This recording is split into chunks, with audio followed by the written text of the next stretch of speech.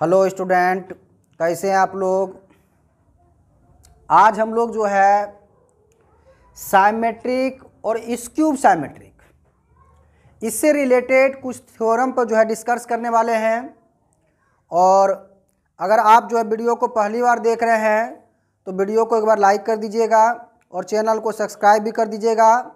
और इस वीडियो पे स्टूडेंट 11, 12 और इसके साथ साथ पार्ट 1, पार्ट 2 और पार्ट 3 इससे रिलेटेड भी वीडियो अपलोड करते हैं। अगर आप जो है मैथ ऑनर से बीएससी कर रहे हैं तो आपके लिए चैनल जो है बहुत हेल्पफुल है। और आप लोग जो है इस पे जो रिलेटेड जो है मतलब उससे रिलेटेड वीडियो अपलोड करते रहते हैं, उसके सिलेबस से रिलेटेड हो या उसका जो मेन टॉपिक है उससे रिलेटेड भी वीडियो जो है यहाँ पर हम अपलोड करते हैं। तो आज स्टूडेंट हम लोग डिस्कस करेंगे यहाँ पे some theorem related to symmetric and skew symmetric matrixes.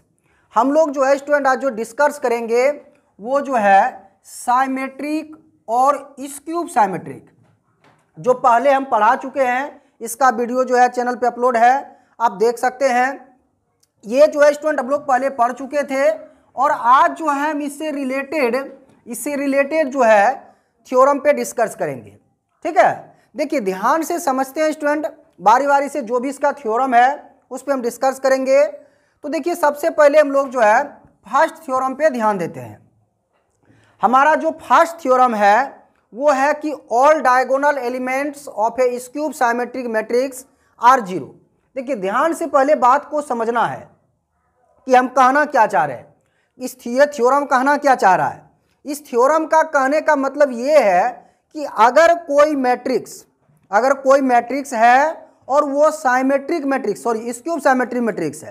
देखिए फिर से बात समझिए, अगर कोई मैट्रिक्स स्क्यूब साइमेट्रिक मैट्रिक्स है तो उस मैट्रिक्स में क्या होगा स्टूडेंट, उसका जो भी डायगोनल एलिमेंट होगा, जो कि आप पहले डायगोनल के बारे में पढ़ चुके हैं, कहने का मतलब ये जो डायगोनल वाला एलिमेंट होगा इसका मान क्या होगा, जीरो होगा। और एक बात याद रखिएगा स्टूडेंट, जब डायगोनल एलिमेंट का मान जीरो होगा तभी वो स्क्यूब साइमेट्रिक भी होगा। ठीक है, तो आपको समझ में आ गया होगा कि कोई भी मैट्रिक्स अगर स्क्यूब साइमेट्रिक मैट्रिक्स है, देखिए कोई भी मैट्रिक्स अगर स्क्यूब साइमेट्रिक मैट्रिक्स है तो उसका निश्चित रूप से उसका जो डायगोनल एलिमेंट होगा उसका मान क्या होगा, जीरो होगा, है ना। यहाँ पे देखिए हम दो एग्जाम्पल थोड़ा सा यहाँ पे पहले से लिख लिए थे ताकि आपका समय जो है बच सके। ए देखिए एक मैट्रिक्स है जो कि ये स्क्यूब साइमेट्रिक मैट्रिक्स है। ये कैसा मैट्रिक्स है, तो स्क्यूब साइमेट्रिक, ये आपका स्क्यूब साइमेट्रिक मैट्रिक्स है। ठीक है, और स्क्यूब साइमेट्रिक मैट्रिक्स कैसे चेक करते हैं या नहीं, इससे रिलेटेड भी वीडियो यहाँ पे अपलोड आप देख सकते हैं। इसके बाद देखिए यहाँ पे बी भी एक हम स्क्यूब साइमेट्रिक मैट्रिक्स लिए हैं। देखिए इसमें भी स्टूडेंट इसका डायगोनल एलिमेंट जो है उसका मान क्या है, जीरो है। ठीक है, तो आपको बात समझ में आ गया होगा कि कोई भी मैट्रिक्स अगर स्क्यूब साइमेट्रिक मैट्रिक्स होगा तो उसका डायगोनल एलिमेंट जो होगा उसका मान जीरो होगा। ठीक है स्टूडेंट, तो यही आपका फर्स्ट प्रॉपर्टीज था। तो उम्मीद है कि आपको पहला वाला प्रॉपर्टीज समझ में आ गया होगा।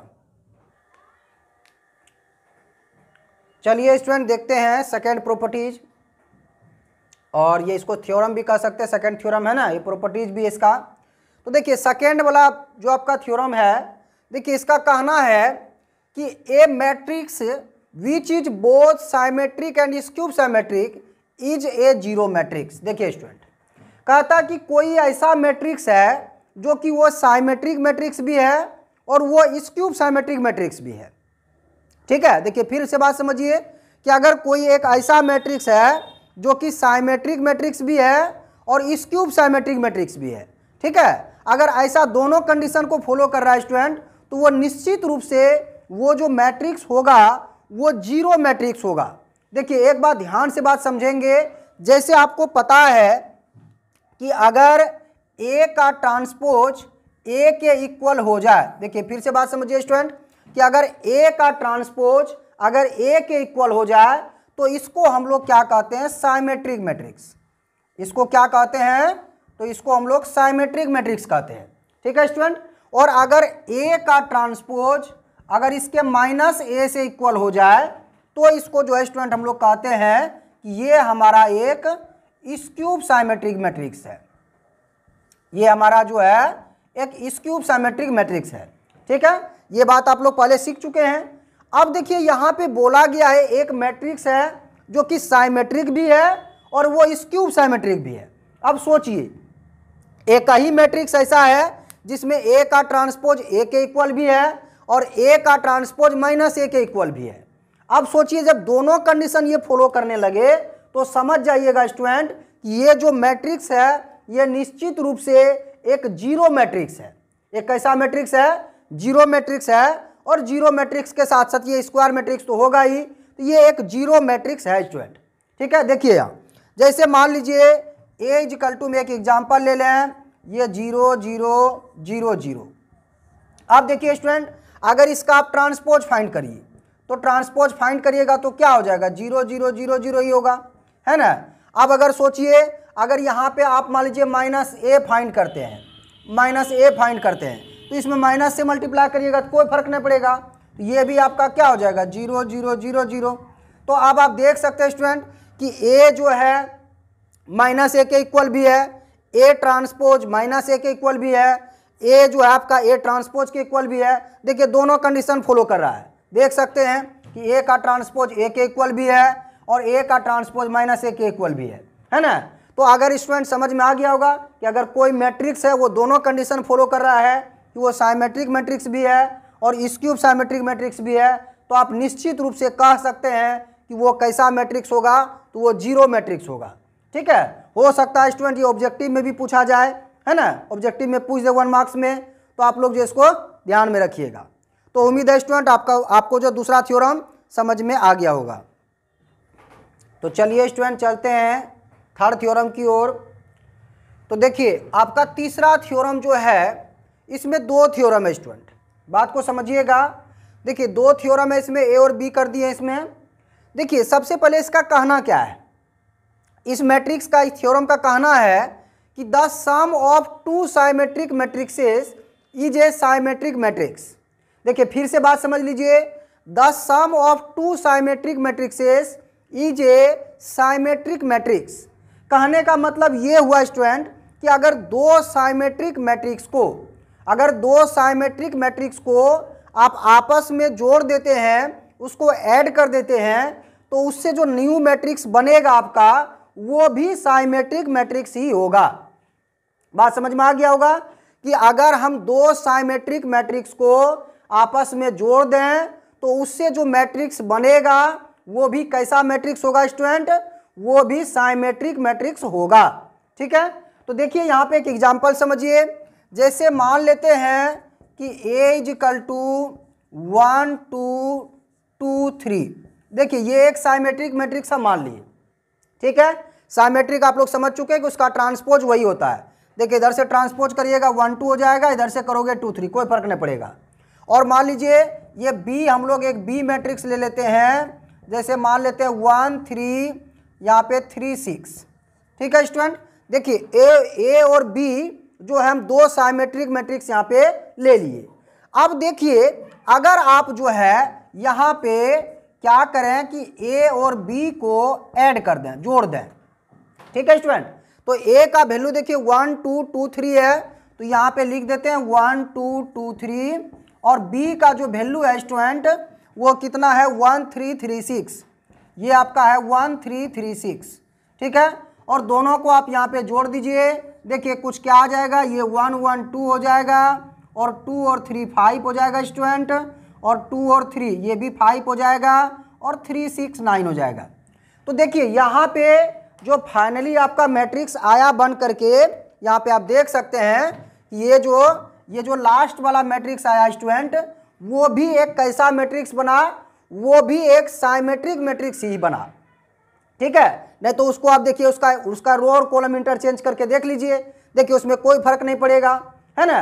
तो देखिए फिर से एक बार रिपीट कर देते हैं स्टूडेंट कि अगर कोई भी दो साइमेट्रिक मैट्रिक्स है उसको अगर आपस में जोड़ते हैं तो उससे जो आपको रिजल्ट प्राप्त होगा, जो रिजल्ट आएगा वो भी कैसा मैट्रिक्स होगा स्टूडेंट? वो भी साइमेट्रिक मैट्रिक्स ही होगा। ठीक है, तो फर्स्ट वाला प्रॉपर्टी समझ गए होंगे। अब देखिए समझते हैं सेकेंड प्रॉपर्टीज का। देखिए सेकेंड प्रॉपर्टी है the sum of two skew symmetric matrices is a skew symmetric matrix. देखिए कहता है कि स्टूडेंट अगर दो स्क्यूब साइमेट्रिक मैट्रिक्स को हम आपस में जोड़ देते हैं, ऐड कर देते हैं, तो उससे जो फाइनली मैट्रिक्स बनेगा वो भी कैसा होगा, तो वो भी स्क्यूब साइमेट्रिक मैट्रिक्स होगा। ठीक है स्टूडेंट। तो देखिए इसका एक एग्जांपल देखते हैं। जैसे एग्जांपल के लिए हम a इक्वल टू मान लें 0 - 2 2 0। ठीक है, एक ये मान लिए। चलिए b इक्वल टू हम मान लेते हैं 0 5 - 5 0।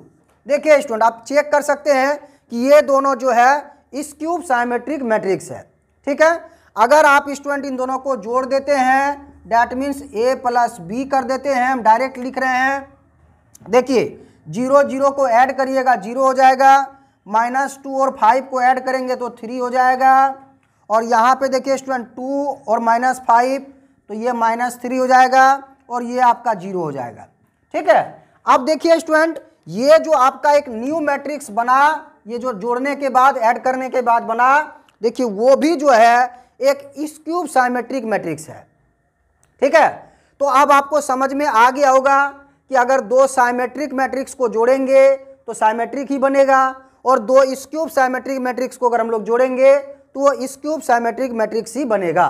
ठीक है, तो उम्मीद है स्टूडेंट आपको थर्ड नंबर का थ्योरम समझ में आ गया होगा। चलिए स्टूडेंट देखते हैं थ्योरम नंबर 4।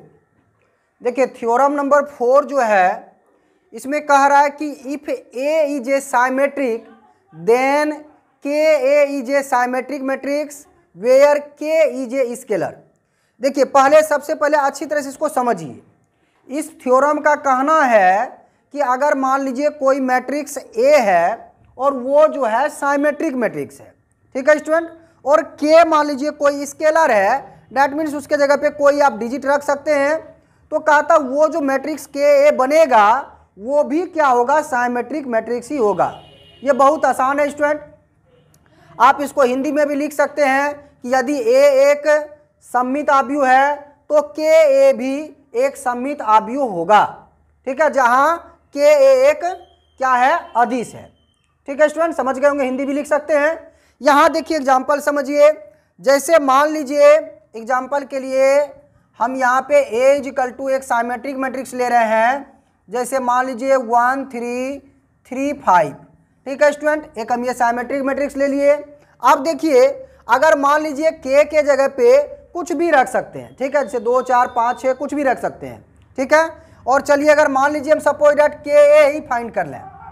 ठीक है, तो के ए अगर फाइंड करोगे स्टूडेंट क्या हो जाएगा, सब में के से मल्टीप्लाई हो जाएगा, ये हो जाएगा के, ये हो जाएगा 3k और 5k।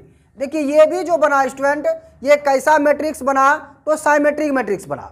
ठीक है, अगर सोचिए अगर के के जगह पे मान लीजिए हम 5 रख दें तो इससे जो मैट्रिक्स बनेगा ये हो जाएगा 5, ये हो जाएगा 15, और ये हो जाएगा 15, ये 20, ये हो जाएगा 15, और ये हो जाएगा आपका 25। देखिए स्टूडेंट ये भी जो मैट्रिक्स बना ये कैसा मैट्रिक्स होगा, तो वो भी एक साइमेट्रिक मैट्रिक्स ही होगा, है ना। तो उम्मीद है आपको समझ में आ गया होगा कि हम कहना क्या चाह रहे हैं, कि कोई मैट्रिक्स है, साइमेट्रिक मैट्रिक्स है, उसमें आप किसी भी डिजिट से मल्टीप्लाई कर लीजिए तो उससे जो भी फाइनली मैट्रिक्स बनेगा वो कैसा मैट्रिक्स होगा स्टूडेंट, वो आपका साइमेट्रिक मैट्रिक्स होगा। ठीक है, अब चलते हम लोग इस सेकेंड वाला, इसमें जो है ये जो थर्ड का सेकेंड है, 4 का सेकेंड, इसको देखते हैं। कहता if A is a skew symmetric matrix, कहता ए अगर कोई स्क्यूब साइमेट्रिक मैट्रिक्स है then k A is a skew symmetric matrix. Same condition है स्टूडेंट, यहाँ पे साइमेट्रिक वाला कंडीशन है, यहाँ पे स्क्यूब साइमेट्रिक वाला कंडीशन है। ठीक है, जैसे आप एग्जांपल यहाँ पे देख सकते हैं। जैसे मान लीजिए ए इक्वल टू हम ले लें 0 - 3 3 0, ये एक स्क्यूब साइमेट्रिक है। ठीक है, इसमें किसी भी डिजिट से मल्टीप्लाई कर दीजिएगा, मान लीजिए 3a फाइंड कर लें तो ये हो जाएगा 0 - 9 9 0। देखिए स्टूडेंट ये जो मैट्रिक्स बना ये कैसा मैट्रिक्स बना, ये भी मैट्रिक्स आपका स्क्यूब साइमेट्रिक मैट्रिक्स ही बना है। ठीक है, तो तो उम्मीद है आपको समझ में आ गया होगा कि ये प्रॉपर्टी जो है किस प्रकार से हम लोग इसको लागू करेंगे, समझेंगे। ठीक है, तो अगर कोई मैट्रिक्स साइमेट्रिक है उसमें किसी से भी मल्टीप्लाई करिए वो साइमेट्रिक ही रहेगा। अगर कोई मैट्रिक्स स्क्यूब साइमेट्रिक है तो उसमें किसी से भी मल्टीप्लाई करोगे तो वो हमेशा स्क्यूब साइमेट्रिक मैट्रिक्स ही रहेगा। ठीक है स्टूडेंट, तो उम्मीद है आपको थ्योरम नंबर 4 जो है सही ढंग से समझ में आ गया होगा। तो चलिए स्टूडेंट चलते हैं 5वें थ्योरम की ओर। और हमारा 5वां थ्योरम है कि if A is any square matrix then A plus A dash is symmetric and A minus A dash is skew symmetric matrix. देखिए ध्यान से पहले समझिए, कहता है स्टूडेंट कि अगर ए जो है एनी स्क्वायर मैट्रिक्स, वो कोई भी स्क्वायर मैट्रिक्स हो, ठीक है, उसे कोई मतलब नहीं है। कहता है स्टूडेंट कि A plus A transpose, A plus A transpose वो जो है एक साइमेट्रिक मैट्रिक्स बनेगा।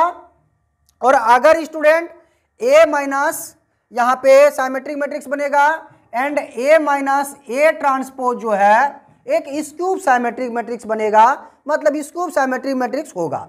ठीक है, देखिए फिर से बात समझ लीजिए, कोई भी एक स्क्वायर मैट्रिक्स है और उसका ट्रांसपोज निकाल के अगर उसके साथ जोड़ देते हैं तो जो मैट्रिक्स बनेगा स्टूडेंट वो एक साइमेट्रिक मैट्रिक्स बनेगा। और अगर उसको आप घटा देते हैं, माइनस कर देते हैं, तो वो उससे क्या बनेगा, एक स्क्यूब साइमेट्रिक मैट्रिक्स बनेगा। ठीक है, इसका हिंदी भी लिख दिया स्टूडेंट, आप देख सकते हैं कि यदि ए एक वर्ग आव्यूह है तो ए प्लस ए डैश एक सममित आव्यूह होता है तथा ए माइनस ए डैश एक विषम सममित आव्यूह होता है। ठीक है स्टूडेंट, चलिए एक एग्जाम्पल के थ्रू आपको समझाते हैं। जैसे मान लीजिए एग्जाम्पल में यहाँ पे स्टूडेंट देखिए कोई भी एक मैट्रिक्स हम मान लेते हैं, जैसे 1 2 3 4, एक साधारण सा मैट्रिक्स ले लेते हैं स्टूडेंट।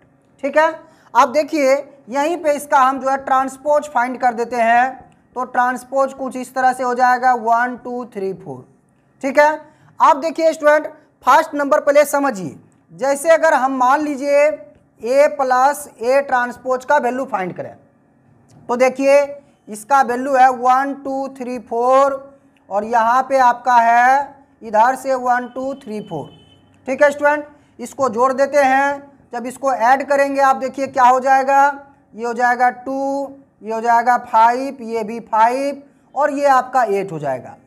अब देखिए स्टूडेंट एक बार ध्यान से समझिए कि ये वाला जो मैट्रिक्स बना है, ये वाला मैट्रिक्स ये एक साइमेट्रिक मैट्रिक्स है।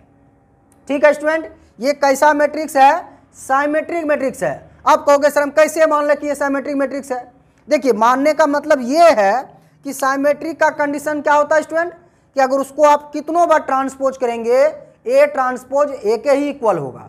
ठीक है, इसका देखिए ट्रांसपोज करिए, दैट मीन्स इसका रो और कॉलम को अगर इंटरचेंज करते हैं तो देखिए स्टूडेंट इसके वैल्यू में कोई फर्क नहीं पड़ेगा, है ना। तो हम लोग क्या कह सकते हैं कि ये मैट्रिक्स ए जो है ये हमारा कैसा है, तो ये एक साइमेट्रिक मैट्रिक्स है और यही आपके प्रॉपर्टीज में कहा भी गया है। ठीक है स्टूडेंट, अब देखिए चलते हैं सेकेंड वाला जो बात बोला गया उसको समझते हैं। सेकेंड में बोला गया है कि ए माइनस ए का ट्रांसपोज।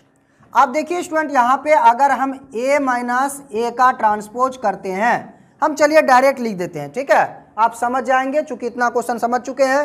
देखिए स्टूडेंट 1 में 1 को माइनस करिएगा 0 हो जाएगा, और 2 में अगर 3 को माइनस करोगे तो -1 हो जाएगा, और 3 में 2 को माइनस करोगे तो 1 हो जाएगा, और 4 में 4 को माइनस करोगे तो 0 हो जाएगा। देखिए वो जो मैट्रिक्स बना स्टूडेंट वो कैसा मैट्रिक्स होगा, तो वो एक स्क्यूब साइमेट्रिक मैट्रिक्स होगा।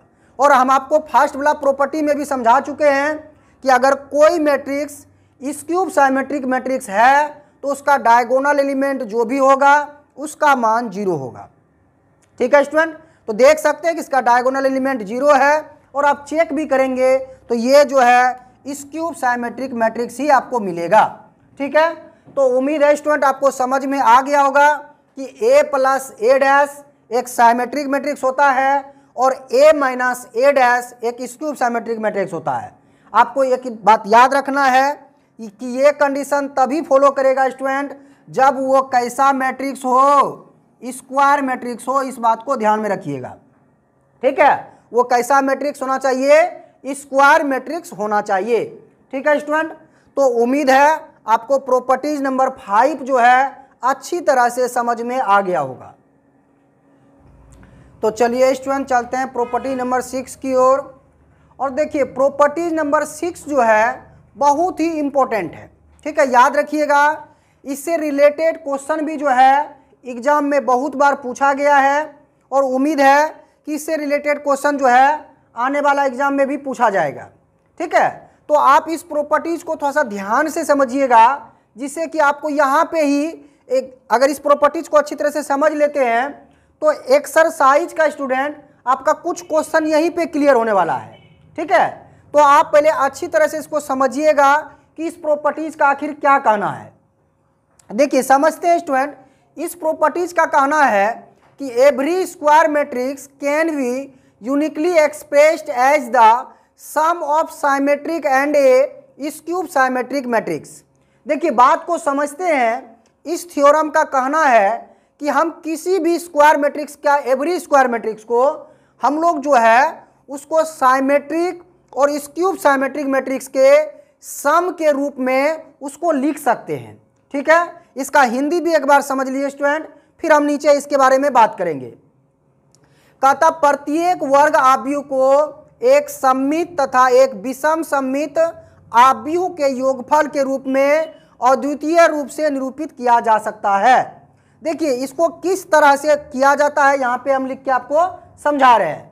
देखिए इसका कहने का मतलब है स्टूडेंट कि हम कोई मैट्रिक्स जैसे ए है इसको इस तरह से लिख सकते हैं। किस तरह से, 1/2 ए प्लस ए ट्रांसपोज और plus 1/2 A minus A transpose. देखिए स्टूडेंट एक बात थोड़ा सा ध्यान से पहले समझिए, आपको हम इससे पहले अभी समझा चुके हैं कि अगर ए कोई स्क्वायर मैट्रिक्स है तो ए प्लस ए डैश एक साइमेट्रिक मैट्रिक्स होता है और ए माइनस ए डैश एक स्क्यूब साइमेट्रिक मैट्रिक्स होता है।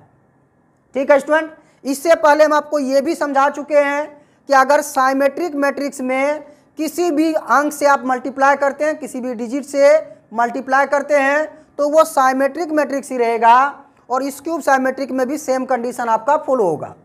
तो आप सोचिए कि ये जब साइमेट्रिक मैट्रिक्स है इसमें मल्टीप्लाई करेंगे तो ये साइमेट्रिक ही रह गया और ये आपका स्क्यूब साइमेट्रिक ही रह गया, है ना। यहाँ तक तो समझ गए। अब आपके मन में सवाल आता होगा कि भाई ए के बराबर में इतना बड़ा चीज़ कैसे लिख सकते हैं, है कि ना। तो देखिए इसके बारे में थोड़ा सा पहले समझिए। देखिए अगर स्टूडेंट हम ऐसा कर दें कि अगर 1/2 से दोनों में मल्टीप्लाई कर दें तो देखिए क्या हो जाएगा, आपका हो जाएगा a/2 और a ट्रांसपोज बाय 2। इधर मल्टीप्लाई करोगे स्टूडेंट ये हो जाएगा a/2 और ये माइनस a ट्रांसपोज बाय 2। ठीक है, देखिए ट्रांसपोज वाला स्टूडेंट प्लस माइनस से कैंसिल हो जाएगा, आपका यहाँ पे क्या बचेगा a/2 और यहाँ पे भी a/2। अब स्टूडेंट अगर एलसीएम इसका 2 ले लेंगे तो a प्लस a हो जाएगा, ये आपका हो जाएगा 2a/2 और 2 जब कैंसिल करोगे स्टूडेंट तो इसका वैल्यू किसके इक्वल हो जाएगा, तो इसका वैल्यू a के इक्वल हो जाएगा। ठीक है, तो आपको समझ में आ गया होगा कि पूरे का सॉल्यूशन जो होगा स्टूडेंट वो क्या होगा, होता है a होता है। इसका मतलब हम लोग जो है a के बराबर में इसको लिख सकते हैं। ठीक है, और आपके थ्योरम का भी यही कहना है कि किसी एवरी स्क्वायर मैट्रिक्स को हम इसको जो है साइमेट्रिक और स्क्यूब साइमेट्रिक के सम के रूप में इसको जो है एक्सप्रेस्ड कर सकते हैं। ठीक है, यही कहना है स्टूडेंट इस थ्योरम का। ठीक है, तो उम्मीद है आपको यहाँ तक समझ में आ गया होगा स्टूडेंट। पहले एक काम करिए, इसका आप स्क्रीनशॉट ले लीजिए, फिर हम आगे इसमें समझाते हैं। तो चलिए स्टूडेंट अब इसको हम जो है एक एग्जाम्पल के थ्रू समझते हैं। देखिए जैसे एग्जाम्पल के लिए हम ले लें a = 1 2 3 4। ठीक है स्टूडेंट, अब देखिए यहाँ पे हम लोग क्या करते हैं, इसका ट्रांसपोज फाइंड कर लेते हैं। तो ये क्या हो जाएगा 1 2 3 4। ठीक है, इस तरह से हो जाएगा। अब देखिए आप क्या करिए, a plus a transpose find कर लीजिए। ठीक है, देखिए कितना हो जाएगा, तो 1 2 3 4 और इसको अगर आप प्लस करेंगे इधर से 1 2 3 4। ठीक है, देखिए कितना हो जाएगा, ये आपका हो जाएगा 2, ये 5, ये भी 5 और ये 8। ठीक है। अब देखिए स्टूडेंट, अगर इसमें हम लोग क्या करें, इसका फाइंड कर ले 1/2 A प्लस A ट्रांसपोज, है ना।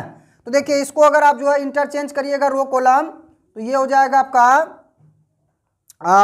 इंटरचेंज नहीं करना, इसमें 2 से डिवाइड करना स्टूडेंट। तो देखिए कितना हो जाएगा आपका, ये आपका हो जाएगा 1, ये हो जाएगा 5/2, ये भी हो जाएगा 5/2 और ये हो जाएगा 4। ठीक है स्टूडेंट, देखिए फिर से समझ लीजिए, ए का वैल्यू मान लिए थे, ए ट्रांसपोज फाइंड कर लिए और फिर ए प्लस ए ट्रांसपोज फाइंड किए। ठीक है, इसके बाद इसमें क्या किए, 1/2 से डिवाइड कर दिए। यहाँ तक समझ गए होंगे। अब देखिए स्टूडेंट, हम लोग क्या करेंगे, इसमें यहाँ पे लिखेंगे कि नाउ, ठीक है, इसके बाद देखिए यहाँ पे लिख दीजिए कि नाउ, अब हम लोग क्या करेंगे स्टूडेंट, पहले ए माइनस ए ट्रांसपोज फाइंड करेंगे। ठीक है, तो चलिए हम लोग डायरेक्ट फाइंड कर लेते हैं। तो देखिए या तो लिख देते हैं, देखिए यहाँ पे है ए का वैल्यू 1 2 3 4, इसको माइनस करना इस तरह से 1 2 3 4 के साथ। देखिए इसके बाद क्या हो जाएगा, यहाँ पे माइनस कर लीजिए, ये 0 हो जाएगा, ये आपका -1, ये 1, ये आपका 0 हो जाएगा। ठीक है स्टूडेंट, इसमें देखिए आप क्या करिए, 1/2 ए माइनस ए का ट्रांसपोज कर लीजिए, ये आपका हो जाएगा, देखिए ये 0 हो जाएगा, ये आपका -1/2, ये 1/2, ये 0।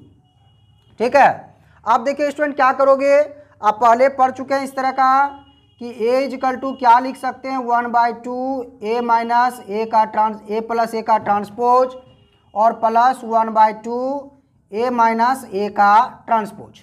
ठीक है, यहाँ तक समझ गए होंगे।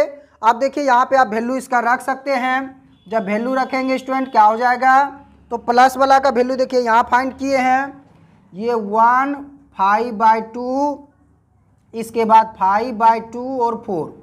ठीक है, ये माइनस वाला का वैल्यू देखिए स्टूडेंट है 0 -1/2 1/2 और 0। ठीक है, ये हो गया स्टूडेंट। अब देखिए यहाँ तक पहले समझ लीजिए, आपका देखिए ये जो मैट्रिक्स था, ए जो है स्क्वायर मैट्रिक्स था, देखिए इसको जो है हम लोग 2 पार्ट में वहाँ पे एक्सप्रेस कर दिए सम के रूप में। ठीक है, आप चेक कर सकते हैं, देखिए ये वाला जो स्टूडेंट मैट्रिक्स है, ये आपका साइमेट्रिक मैट्रिक्स है और ये वाला मैट्रिक्स जो है स्क्यूब साइमेट्रिक मैट्रिक्स है। ठीक है, तो देखिए स्टूडेंट, आपका थ्योरम भी यही कह रहा था कि आप स्क्वायर मैट्रिक्स को जो है साइमेट्रिक और स्क्यूब साइमेट्रिक मैट्रिक्स के सम के रूप में एक्सप्रेस कर सकते हैं। ठीक है स्टूडेंट, तो देखिए यहाँ पे ए एक स्क्वायर मैट्रिक्स था और इसको जो है हम लोग यहाँ पे देखिए फिर से ना, इन दोनों को अगर आप ऐड करिएगा स्टूडेंट, जोड़िएगा, तो फिर से आपको मैट्रिक्स ए मिल जाएगा। ठीक है, आपको एग्जाम में जोड़ के दिखाना नहीं है, लेकिन अगर आप जोड़ेंगे तो वो जो है ए के इक्वल हो जाएगा। ठीक है स्टूडेंट, तो उम्मीद है आपको समझ में आ गया होगा कि किस तरह से हम लोग किसी भी स्क्वायर मैट्रिक्स को साइमेट्रिक मैट्रिक्स और स्क्यूब साइमेट्रिक मैट्रिक्स के सम के रूप में एक्सप्रेस कर सकते हैं। ठीक है स्टूडेंट, इससे रिलेटेड क्वेश्चन आपको एक्सरसाइज में भी मिलेगा, है ना। और आप जो है ये अगर आप जो है केसीसी सिन्हा बुक से प्रैक्टिस करते हैं तो एक्सरसाइज 5.3 में मिलेगा। ठीक है, इसका वीडियो भी अपलोड कर दिए हैं चैनल पे स्टूडेंट। अगर आपको जो है इससे रिलेटेड वीडियो देखना है तो आप जो एक्सरसाइज 5.3 जो है आप पढ़ सकते हैं। ठीक है स्टूडेंट, तो आपका जो भी डाउट इसमें होगा और भी क्लियर हो जाएगा। तो बस आज के लिए इतना ही रहने देते हैं, और अगर आपको वीडियो अच्छा लगे तो एक लाइक ज़रूर कर दीजिएगा और चैनल को सब्सक्राइब भी कर दीजिएगा। तो आज के लिए स्टूडेंट इतना ही, धन्यवाद।